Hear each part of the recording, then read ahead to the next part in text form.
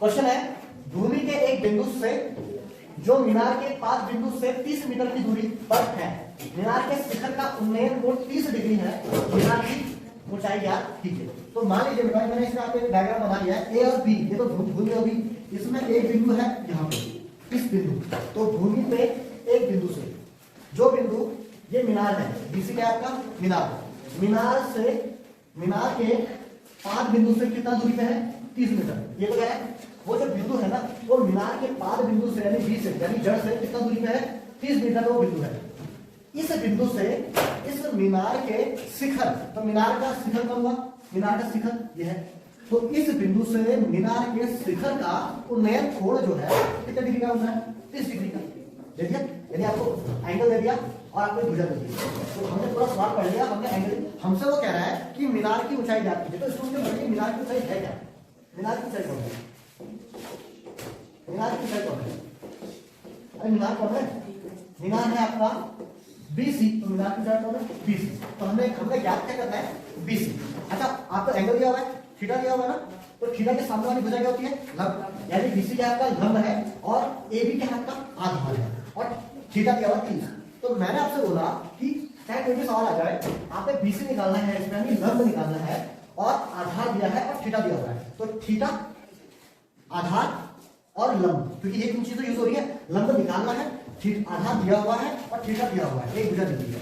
तो हमने एक ऐसा सूत्र, ऐसा वो त्रिकोणमितीय अनुपात लेना है जिसमें थीटा आ जाए, आधार आ जाए और लंब आ जाए। तो थीटा आधार और लंब ये आपका आता है ये आता है आपका tan थीटा बराबर का होता है आपका लंब बट्टा आधार। अच्छा मैंने यही चीज आपको समझ में आया कि नहीं है, क्योंकि मुझे कर्ण दिया गया था, तो कर्ण वाला क्या है, मुझे कर्ण निकालना होता तो फिर मैं वाला सूत्र यूज करता, वाला त्रिकोणमितीय अनुपात यूज करता। मुझे आधार दिया हुआ है, यानी कि जो आधार दिया हुआ थीटा दिया हुआ है, तो यानी मुझे वो त्रिकोणमितीय अनुपात लेना है जिसका थीटा और आधार, तो थीटा दिया और आधार तो होना ही होना चाहिए। साथ में निकालना क्या है, लंब निकालना है, यानी कि लंब भी होना चाहिए। तो ये वो अनुपात है जिसमें थीटा तो है ही, आधार भी है, और जो चीज निकालनी है लंब वो भी है। तो बस इसको आपने क्या रखना है tan 30 इज इक्वल टू लंब यानी कि बीसी, जो कि हमें निकालना है, मीनार की ऊंचाई है बीसी, आधार कौन हो गया 30, ठीक है। तो tan 30 की वैल्यू होती है 1/√3 is equal to BC upon 30, ये इधर मल्टीप्लाई चले जाएगा, तो 30 बचा 30√3 इज इक्वल टू बीसी। तो बीसी आपका आ गया 30/√3। अब अपॉन का √3 कभी भी नहीं लिखते हैं तो उसको आप हटाने के लिए क्या कर सकते हैं, बीसी इज इक्वल टू √3 से अंश में भी और हर में भी मल्टीप्लाई कर देंगे, तो ऊपर हो जाएगा आपका 30√3/3, √3 और √3 हो जाता है, इससे कट जाएगा 10 बार, तो 10√3 मीटर। ये आप क्या हो गया कि बीसी, और बीसी क्या चीज है, मीनार की ऊंचाई, यानी कि इस मीनार की जो ऊंचाई है वो कितनी होगी आपकी 10√3 मीटर।